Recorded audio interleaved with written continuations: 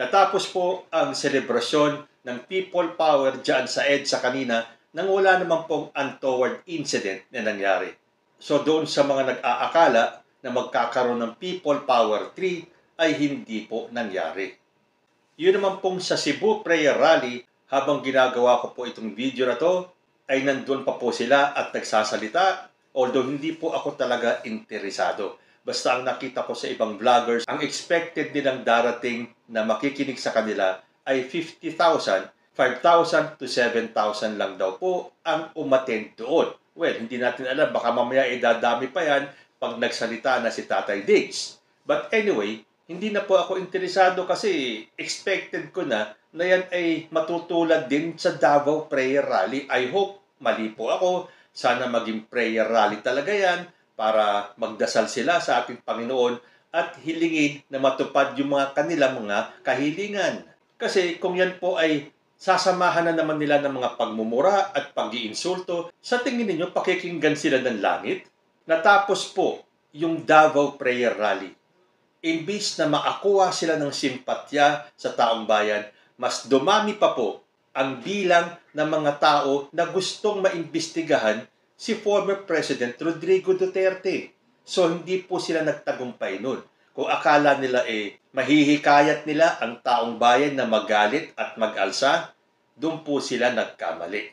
So kung ganun pa rin po ang gagawin nila dyan sa Cebu Prayer Rally, sila po ang maaapektuhan. At baka lalo pang tumaas ang bilang ng Pilipino na mas nanaisin pang makitang maimbestigahan si former President Rodrigo Duterte. Mabalik na lang po tayo dito sa EDSA 38 ng selebrasyon ng mga dilawan na kung meron mang taong mga nagsidating ay hindi naman po naging sapat para sila ay makapag-stage na naman ng isa pang people power. Sabi ko sa inyo hindi na po uubra ang people power ngayon. So, bibigyan ko na lang po ng reaction itong nabasa ko sa The Manila Times. Ang title po ng article, LP on EDSA 38, History is being rewritten. Basahin ko po.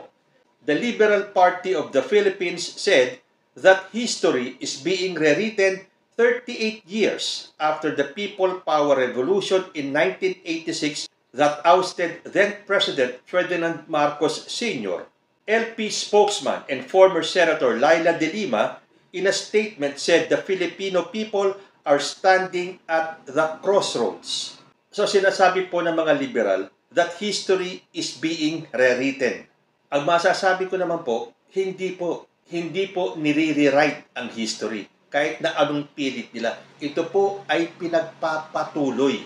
Dahil hindi na po natin mabubura pa kung ano ang nangyari nung EDSA People Power noong 1986. At kung ako lang ang masusunod, ayokong mapalitan, mabago, or mabawasan kahit na isang tuldok yung naratibo ng mga dilawan nung sila daw ay nagtagumpay na paalisin ang Marcos family noong 1986. Pinagpapatuloy po natin ang history. We are not rewriting history. We, sa ilalim po ni President Bongbong Marcos, is writing a new chapter ng ating history. Wala pong binabago. Dahil yan pong naratibo ng mga LP, ng mga dilawan, wag po natin baguhin para makita natin kung paano nila sinira ang Pilipinas. Kayo nga magsabi, are we better off today than before 1986? Hindi ba lalong naghirap ang Pilipinas? Yumaman ba tayo? Hindi. Naging masagana ba ang Pilipinas? Hindi rin. So, ibig sabihin, yung EDSA People Power na yan was a complete failure. So, gusto natin malaman ng mga susunod na henerasyon na yung naratibo nila, yung mga kasinungalingan nila ay natapos dahil nagising ang taong bayan na sila pala ay pinagluloko ng mga dilawan na to. Well, yun lang po ang ganang akin. We are not rewriting history. We are continuing history. Huwag po natin papalitan para makita ng taong bayan, lalo na yung mga susunod na henerasyon, na yan ang naratibo ng mga dilawan. At ngayon, nakabalik ang mga Marcos, sinusulat nila ang bagong chapter ng history.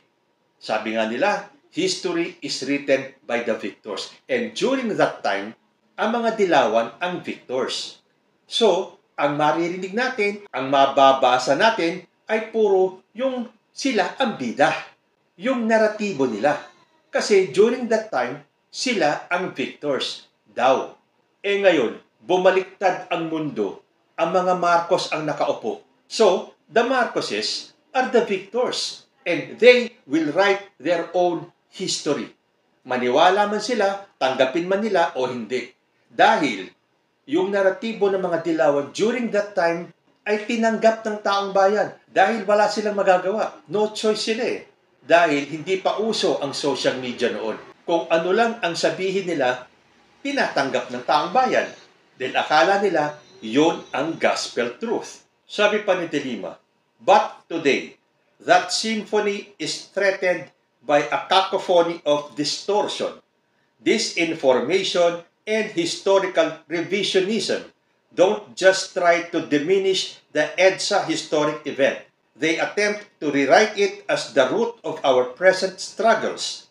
They twist narratives, painting the people power revolution as a naive misstep instead of a courageous act of self-determination it truly was. Sinisisi nila yung social media, ang internet, dahil daw disinformation and historical revisionism. Kaya daw nabawasan yung diwa ng EDSA. Huwag po nilang isisi sa social media yung sinasabi nilang disinformation and historical revisionism. During that time, wala pa pong social media. So, kung ano lang ang marinig ng taong bayan sa naratibo ng mga dilawan, tatanggapin na nila. Mula nang lumabas ang social media, napakadali nang mag-search, mag-research para malaman ninyo ang katotohanan dahil it is all over the internet. Doon po nagsimulang magising ang taong bayan. Dahil kung hindi, sa tingin nyo makakabalik ang mga Marcos? Ang social media ang naglabas ng katotohanan. Kaya huwag nyong sabihin na disinformation, misinformation, historical revisionism dahil sa internet, dahil sa social media. Ang social media ang naglabas ng katotohanan. And the truth is, maraming tao ang nagising. Nakita nila ang katotohanan. Kaya nakabalik ang mga Marcoses. Wala nang ibang paliwanag doon eh. Kung iisipin nyo at gagamitin nyo yung mga utak ninyo, nung panahon ng mga dilawan, wala pang social media. Tanggap tayo ng tanggap kung anong sasabihin nila. Nung lumabas ang social media, doon, by ourselves, sarili natin, nag-research tayo, nakita natin ang katotohanan na tayo pala ay niloko ng EDSA.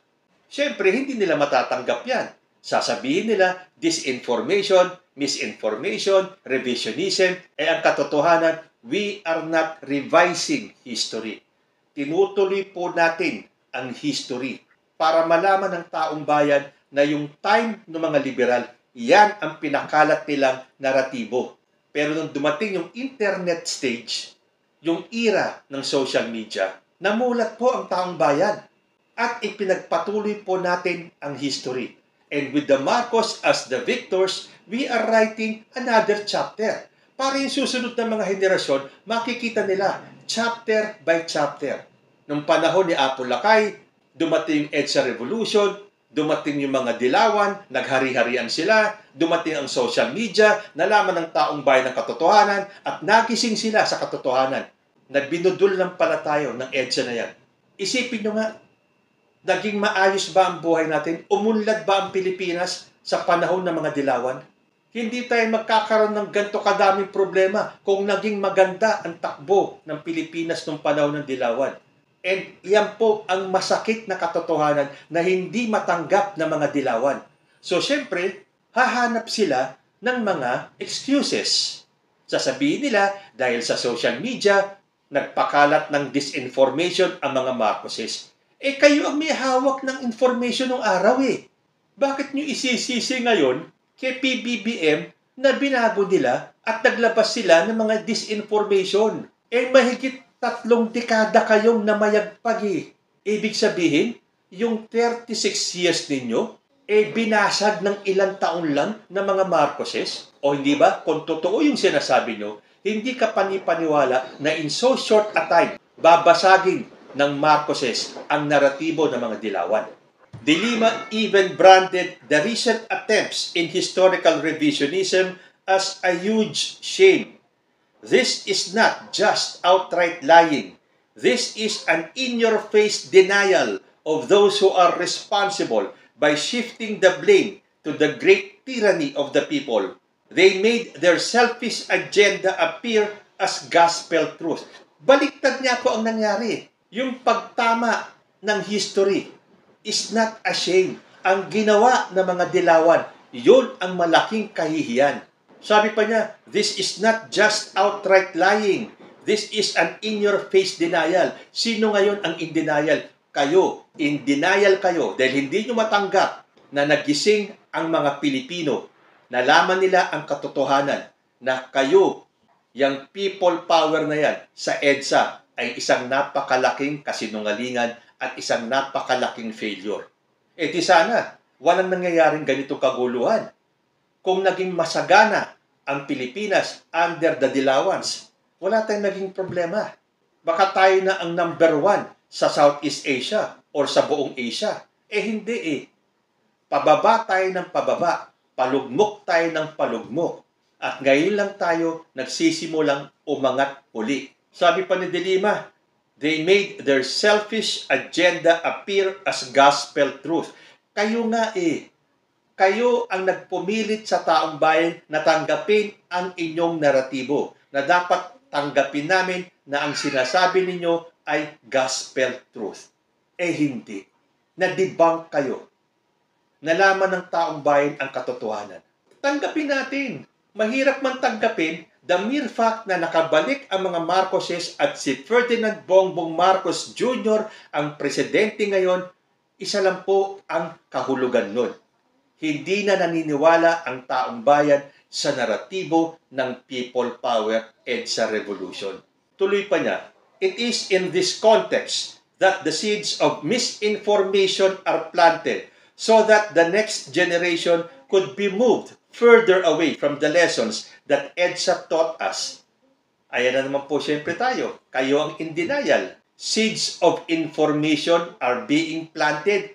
Kayo ang nagplant. Kayo ang nagtanim ng misinformation. Yung naging bunga ay hindi katanggap-tanggap ng mga Pilipino. Kaya the people moved away from the lessons that EDSA taught. Dahil akala namin ang EDSA ang magliligtas sa Pilipinas. Na ang EDSA ang mag-aangat sa buhay ng mga Pilipino. Eh naging kabaligtaran. So masisisi nyo ba ang taong bayan na habang nagtatagal nawawala na sa kamalayan nila ang nangyari sa EDSA? Magtanong kayo sa paligid. Magtanong kayo sa mga kapitbahay ninyo kung meron bang nagawang mabuti ang EDSA sa buhay ng bawat isa sa atin. Meanwhile, De Lima said that inheritors to the legacy of the People Power Revolution refused to be silenced and called for reclamation. Okay lang, this is a democracy. You refuse to be silent, ganun din naman yung mga taong nagising, na nahimik for more than 3 decades, nagising. So yung majority ng mga Pilipino na bumoto kay President Bongbong Marcos, we will never be silenced again. Hindi na kami basta mananahimik na lang at makikinig at maniniwala sa inyong mga naratibo. Sabi pa niya, we refuse to allow our history to be rewritten. Sad to say, iba na po ang pinaniniwalaan ng tao ngayon. Tanggapin nyo man o hindi. At panghuli, sinabi pa niya, therefore, we call on every Filipino to remember the power within their voice. Let us honor the heroes of EDSA, not just with words, but with action. Tama yan. Every Filipino, we have to remember yung nangyari sa EDSA. Well, kanya-kanya lang naman yan Kung para sa inyo, naging matagumpay ang EDSA kahit na majority ng taong bayan ang hindi naniniwala. Dahil kitang-kita naman po natin, nasaan ba ang Pilipinas ngayon? We are at a sorry state. Only because we believed dyan sa naratibo ng mga dilawan. But never again. So kahit ano pang gawin ninyo, tapos na ang era at ang paghari-harian ng mga dilawan. Well, time will tell. Baka sakaling kayo ay makabalik pa. Pero sa ngayon, ang nagdudumilat pong katotohanan is kokonti na lang po ang naniniwala dyan sa diwa ng EDSA. Hindi po siya patay. Dahil wag po natin kakalimutan, yan pong EDSA na yan will always be a part of our history. And time will tell kung sila ba ay nagtagumpay or hindi. Pero sa mga panahong ito, para sa mas nakararaming Pilipino, isa pong malaking failure ang EDSA. Kayo po, ano ang masasabi ninyo? Comment lang po down below and I will see you next time. Diyos ti Agnina, peace.